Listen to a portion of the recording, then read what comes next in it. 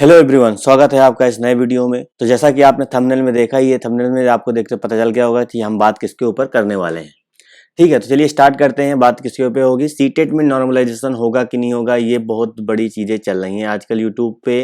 क्योंकि जैसे ही आंसर की आपकी सीटेट की आई ऑफिशियली, तो थोड़ा सा उसके बाद हमने मैच किया अपने अपने नंबर। तो थोड़ा सा हमको क्या लगा, कोई आपका नॉर्मल जैसे ओबीसी का है तो वो सीधा सीधा 82 पे रुक गया, या 82 नहीं तो 83 पे रुका होगा, या 83 नहीं है तो 84 पे रुका होगा।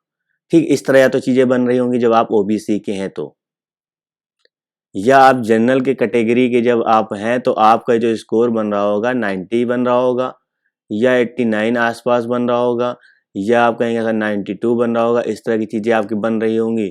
तो आपको मतलब कहने का मतलब ये है कि जैसे आप यहाँ पे क्या 78 टू 85 हैं के बीच में, तो आपको लगता होगा यहाँ सर नॉर्मलाइजेशन लगेगा, क्योंकि यही बच्चे क्या अधिकतर सोच रहे हैं कि नॉर्मलाइजेशन होगा क्यों होगा। जैसे आप यहाँ बात करें, जैसे आप यहाँ पे 88 टू 93 या 94 पे हैं, तो आप यहाँ पे सोच रहे होंगे सर नॉर्मलाइजेशन लगेगा नहीं लगेगा।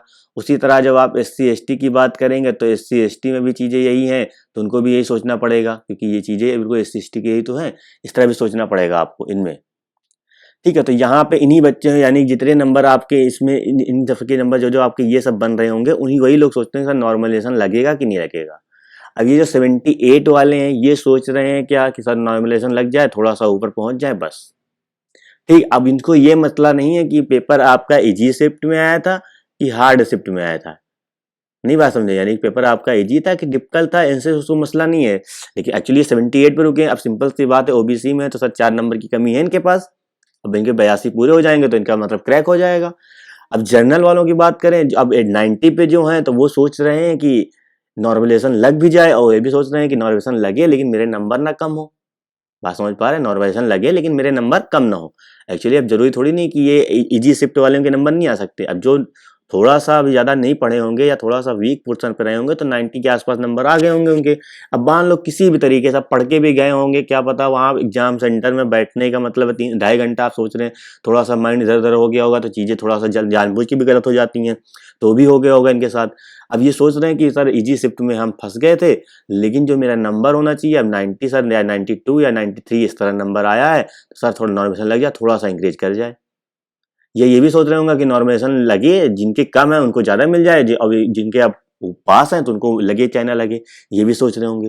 तो ये सब बातें जो चल रही हैं, यही सब इतने जो नंबर पाए हैं इन्हीं को थोड़ा सा दिक्कत हुई होगी। बाकी जो आप सोच रहे हैं 100 के आसपास जो है, और जो ओबीसी में जो 90 के अबव है, उनको कोई दिक्कत नहीं, क्योंकि नॉर्मलाइजेशन आप समझ लीजिएगा चीज़ें। क्योंकि अब देखो दो चीज़ें निकल के आती नॉर्मलाइजेशन से। अगर सब लोग भी यही बताते हैं, जैसे आपका एजी शिफ्ट हुआ, ठीक है, नॉर्मलाइजेशन लगा, और आपके नंबर क्या होते हैं, आपके नंबर कम हो जाते हैं, यानी कि आपके नंबर लेस हो जाएंगे। लेकिन आपका वहीं पे आपका डिफिकल्ट से शिफ्ट हुआ था, नॉर्मलाइजेशन लगा तो आपके नंबर यहाँ पे इंक्रीज कर जाएंगे। लेकिन मसला थोड़ा समझिएगा यहाँ पे चीज़ें क्या हो सकती है, क्योंकि ये जो सीटेट है ये आपकी क्या है, एलिजिबिलिटी टेस्ट है, ना कि इससे आपको नौकरी मिलने वाली है। यानी कि केवल आपको इसको पास आउट करना है। अगर आपने पास कर लिया, कहानी खत्म। तो इसमें हम मेरे हिसाब से जो चीज़ें होनी चाहिए, या जो मैंने एज्यूम किया है, मैंने अभी तक जितने भी पेपर दिए हैं, चाहे आप रेलवे की बात करें चाहे आप एसएससी की बात करें, ठीक है, तो नॉर्मलाइजेशन में हमेशा मेरे जो नंबर हुए वो इंक्रीज हुए। बात समझ पा रहे हैं? मेरे जितने नंबर हुए नॉर्मलाइजेशन में, चाहे हम एसएससी की बात करें चाहे हम रेलवे की बात करें, मेरे नंबर जो हुए वो हमेशा इंक्रीज हुए, कभी लेस नहीं हुए हैं। ठीक है, अब जरूरी ये नहीं कि मैं हमेशा हार्ड शिफ्ट में बैठता था या मैं हमेशा मॉडरेट शिफ्ट में बैठा था। बात समझ पा रहे हैं? तो वहाँ पे अब ये भी नहीं कह सकते कि हाँ सर मैं हार्ड शिफ्ट में बैठा इसलिए नंबर इंक्रीज हो गए, क्योंकि अब जरूरी नहीं है मेरे पास, क्योंकि हम घर आए हैं, उस क्वेश्चन के बारे में थोड़ा सा डिस्कस किया, पता चला ये चीज़ हम तो गलत लगा के चले आए, है ना। तो हमको मतलब अपने आप से ही आइडिया पता चल गया घर आके, क्योंकि घर में जब माइंड शांत होता तो चीज़ें समझ में आती हैं कि चीज़ें ऐसी नहीं ऐसी करनी चाहिए थी हमको, और वहाँ पे हम जल्दबाजी में सारी चीज़ें निपटा देते हैं। बात समझ पा रहे हैं? तो इस वजह से तो आप टेंशन बिल्कुल ना लीजिएगा, जो भी इस नंबर के आसपास हैं उनको परेशान होने की बिल्कुल ज़रूरत नहीं है ना, क्योंकि ऐसा कोई ये नहीं है सीटेट की मतलब इसको पास कर लेंगे उसके बाद आपकी मेरिट बन जाएगी, आपको नौकरी मिल जाएगी।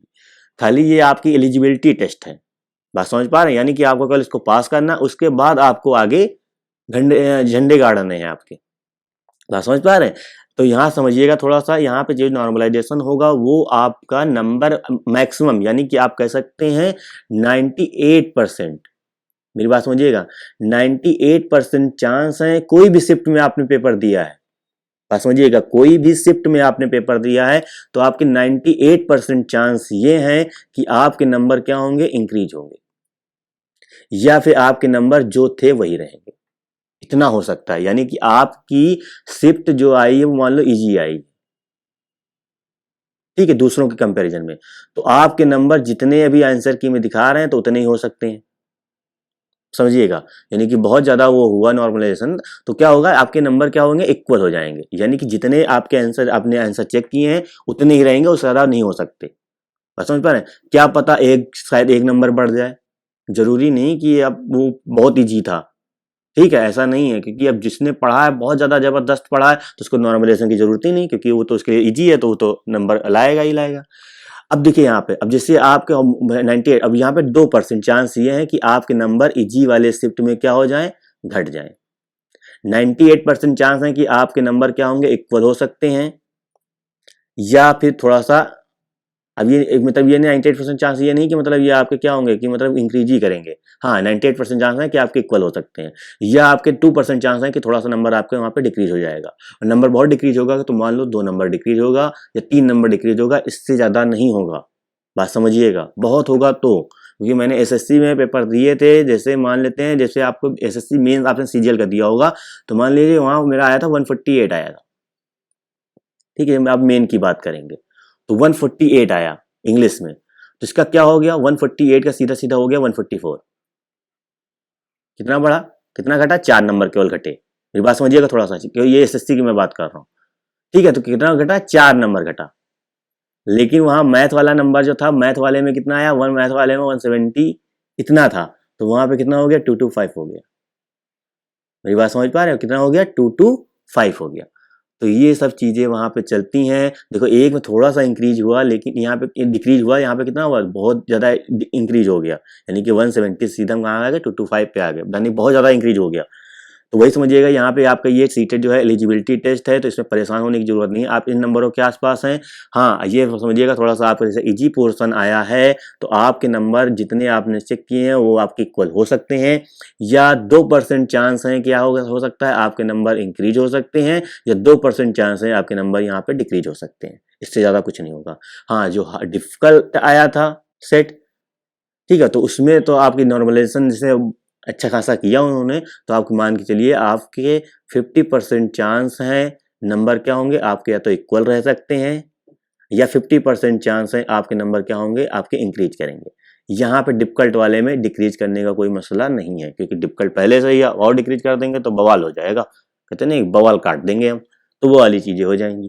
तो थोड़ा सा आपको समझिएगा, आपके डिफिकल्ट है तो आपका नंबर पक्का बढ़ेगा, गारंटी है बढ़ेगा ही बढ़ेगा, ठीक है, लेकिन आपका इजी आया तो आपके वहाँ इक्वल रह सकते हैं, या मोस्ट प्रोबेबली आपका नंबर थोड़ा सा बढ़ सकता है या आपका थोड़ा सा घट सकता है, लेकिन डिफिकल्ट वाले में कोई दिक्कत नहीं होगी, याद रखिएगा। इतनी चीजें हो सकती हैं, इससे ज्यादा कुछ नहीं हो सकता। आप परेशान ना होइए, आप यूट्यूब पे दुनिया भर की वीडियो देखना बंद करिए, जब रिजल्ट आ जाएगा तब आप खुद ही देख लीजिएगा, यही चीजें होंगी, कुछ अलग नहीं होगा, ठीक है। तो मेरी बात समझ में आ गई होगी, उम्मीद करते हैं। अगर वीडियो अच्छा लगा होगा तो वीडियो को लाइक करिएगा, शेयर करिएगा, चैनल पे आप नए हैं चैनल को सब्सक्राइब करिएगा। धन्यवाद।